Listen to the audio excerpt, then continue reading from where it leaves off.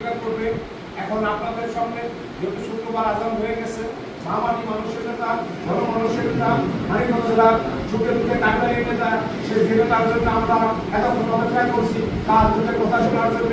সে কি বলে ঘোষণা দেয়, আমাদের যে দিক ঘোষণা দিবে সেগুলি আমাদের তার নেতা কর্মী হিসাবে আমাদের বাস্তবায়ন করার দায়িত্ব রয়েছে।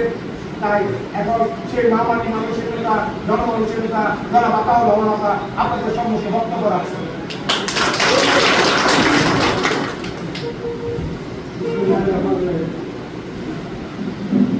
আজকে উপস্থিত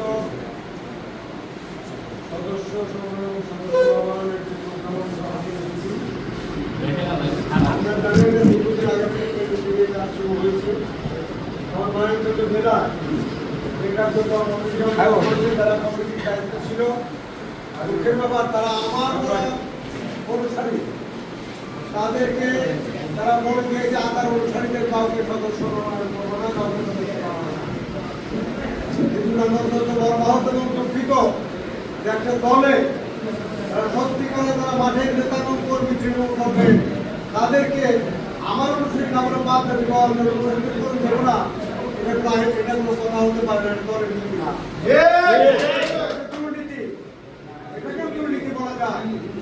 দলে করতে হলে আমার দলের সবাই আমাকে ভালোবাসবে, আমার অনুসারী তাতে না, আমার দলের পদের বাইরেও আমাকে যারা ভালোবাসে থাকতে পারে, তাকে আমি দলের মেম্বারশিপ নবায়ন করবো না, এটা হতে পারে না। আমি অত্যন্ত ব্যথিত মনে আমার অনুসারী নেতা কর্মীদের পক্ষটা বুঝতে পেরে তাদেরকে যাতে আমি এই দলের সদস্য নবায়ন করতে পারি সেই প্রচেষ্টা নিয়ে আমি কেন্দ্র থেকে এই শিল্প সংগ্রহ করেছি। সীমিত আকারে আপাতত পরবর্তীতে আরো বছর আহ্বান আজকে সেই সদস্য আমার এর আগে আমি সাথে থানার অনুষ্ঠান করে আজকে এই বই বিতরণ করা আমার দুঃখের আমার যারা অনুসারী তাদেরকে তারা যারা দল করে তাদেরকে অবশ্যই এই দলের অন্তর্ভুক্তিতে এই অনুষ্ঠানে নবায়ন করবে, তাদেরকে অন্তর্ভুক্ত করবে। তবে আমরা সবাই বলেছে, আমিও বলি যারা আওয়ামী লীগ করতো নতুন করে আসতেছে আওয়ামী লীগ থেকে তাদেরকে এখানে বলতে শুরু করা যাবে না, আমার করা আগে আমার দলের পরীক্ষিত 16 বছরের ত্যাগী নেতা যারা আছে তাদেরকে অন্তর্ভুক্ত করতে হবে। তারপর হাইকমান্ড যদি নির্দেশ দেয় আওয়ামী লীগের লোকদেরকে বানানো যাবে তখন আমরা তাদেরকে বানাবো। এখন এর আগে হাইকমান্ডের নির্দেশ আগে আমরা কোনো আওয়ামী লীগের অনুসারী আওয়ামী লীগ করতে তাদেরকে আমাদের নবায়ন বা তাদেরকে সতর্ক থাকতে হবে। আমি বলতে চাই আগামী নির্বাচন নিয়ে অনেক কথা, এখন আমি শঙ্কিত নির্বাচন আদৌ হবে কিনা আল্লাহ জানে। আমরা সবাই নামাজ পড়ে দোয়া করি আমাদের দেশের স্বার্থে আল্লাহ যেন অতি শীঘ্র জাতীয় সংসদ নির্বাচন করতে হয় এবং নির্বাচিত সরকার গঠন করে সে তার মাধ্যমে দেশটার থেকে যত ওই অবদানের আগের যারা ওই স্বৈর শাসকের যারা ভূত আছে, স্বৈর শাসকের বেদান্ত যারা এখন রাজত্ব করছে তাদেরকে যেন নবগঠিত সরকার এসে এই দেশ থেকে বিতাড়িত করে এই দেশটাকে ওই স্বৈর শাসক মুক্ত, ওই হানাদার মুক্ত, ওই হাসিনার অনুসারী মুক্ত করে দেশকে পুরুষ মুক্ত করে দেশকে সোনার বাংলা গঠন করে শহীদ জিয়া সোনার বাংলা গঠন আমার নেত্রী খালেদা জিয়া আমার নেতা তারেক রহমানকে যেন সেই সরকার গঠনের নেতৃত্ব আল্লাহ দান করে আল্লাহ আমার নববর্ষের ব্যাপারে আপনার চিন্তা কিছু নেই। আমি বারবারই বলেছি, সাংবাদিক ভাইদের সামনে বহুবার বলেছি, আমার নেতা তারেক রহমান আনসরে 3রা ডিসেম্বর রাত 12:30টায় আমাকে ফোন দিয়ে আমার কাছ থেকে চেয়ে নিয়ে উনি আমাকে বলেছিলেন ঢাকার গভর্নরের তারা বিতাড়িত হবে, দিতে আমার মন খারাপ করি। আমি একটা আঘাত করার পরেও তাকে আমি প্ল্যান করে দিয়েছিলাম। আমি শহীদ জিয়ার শরীরকে গণগঠন করেছি। ম্যাডাম যে একদিন বাড়ি থেকে তার নামে দিয়েছে স্বৈরাচারী হাসিনা সরকার, তারপর দিন হঠাৎ আমি গ্রেফতার হয়েছি। আমি ম্যাডাম যে সারেন্ডার করে ঢাকা রাজপথে মোকাবেলা করেছি। ম্যাডাম জিয়ার মুক্তি আমার নেত্রী খালেদা জিয়ার মিথ্যা মামলা দিয়ে মিথ্যা জেল প্রদান করা হয়েছিল সেই তারপরে আমার নেত্রীকে জেলে দেওয়ার পরে 1 মার্চ 2018 আমাদের জাতীয় লিটারের মাধ্যমে আমাদের নেত্রী খালেদা জিয়ার মুক্তি আন্দোলন ছিল। সেই মুক্তি আন্দোলন করতে গিয়ে আমি রাজপথে গ্রেফতার হয়ে আমার নামে বহু মামলা হয়েছে। আমার বিষয় আছে আমার নেতা তারেক রহমান বলেছেন, হাইকমান্ডের সব নেতা বলেছেন, ত্যাগী নেতাদের মূল্যায়ন অবশ্যই করা হবে। যাদের নাম মামলা হয়েছে তাদেরকে অবমূল্যায়ন করে ওই বাইরে থেকে যারা টাকার বিনিময়ে যারা রাজত্ব করবে এদেশের নেতৃত্ব কেড়ে নিচ্ছে, আগামীতে তা হবে না ইনশাআল্লাহ।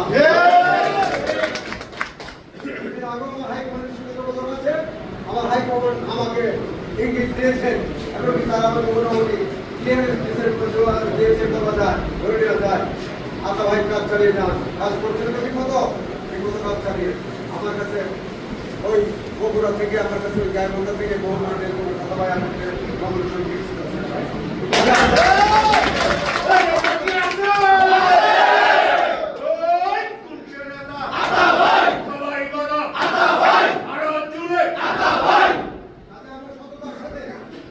আমাদের মাঠ পোষণের জনগণ আমাদের ভালোবাসে। আমরা প্রত্যেকটা মানুষের কাছে পৌঁছতে চেষ্টা করবো, তাদের কাছে চেষ্টা করতে আমাদের প্রতিপক্ষ থাকবে জামাতে ইসলামী। জামাতে ইসলাম সুসংগঠিত দল, কিন্তু তাদের জনপ্রিয়তা, তাদের তাদের সংখ্যা কম। আমার বিশ্বাস মানিকগঞ্জ সদর সাগরিয়াতে মানিকগঞ্জে খুব বেশি থাকে 5 থেকে 8% ভোট আমাদের থাকতে পারে। আমি বলতে চাই আমাদের ব্যবহারের কারণে জামাতের লোক আমাদের ভোট দেবে ইনশাআল্লাহ।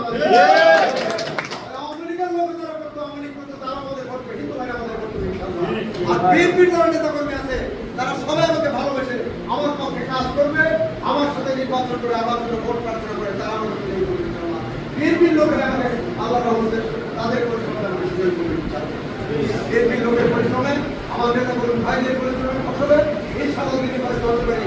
এই জাতীয় সংসদ থেকে মানিকগঞ্জের উন্নয়ন তথা বাংলাদেশের বিভিন্ন সমস্যার সমাধানের জন্য আমি যেন কথা বলতে আল্লাহ বলে তৌফিক দেন, আমি যেন ন্যায় নীতির সাথে সংসদ সদস্যের দায়িত্ব পালন করতে পারি, কিন্তু আপনাদের কাছে আগামীকাল আমাদের প্রোগ্রাম থাকবে। আগামীকাল আমাদের সাপ্তাহিক প্রোগ্রাম যাবো, সেটা আমাদের জহির সাহেব একটু পরে বলবেন আপনাদেরকে। এরপর আমাদের আরেকটা প্রোগ্রাম আছে, আমার ভাই যেটা বলেছেন আমার সাংবাদিক আপনারা জানেন, ঠিক আছে। নির্বাচনের আগে পরে সবসময় অর্থনৈতিক সমস্যা আমাদের অর্থনৈতিক সচ্ছল না থাকলে অর্থ কোনো ফ্যাক্টর না। আমাদের তো তাই ভ্রমণ বলেছেন, আমি ইসলামের ফ্যাক্টর, আমি আল্লাহর উপর বিশ্বাসী, আমার জনগণের কোনো ব্যবস্থা আছে, আমার কর্মীদের কোনো ব্যবস্থা আছে, আমার টাকার কোনো অভাব নেই।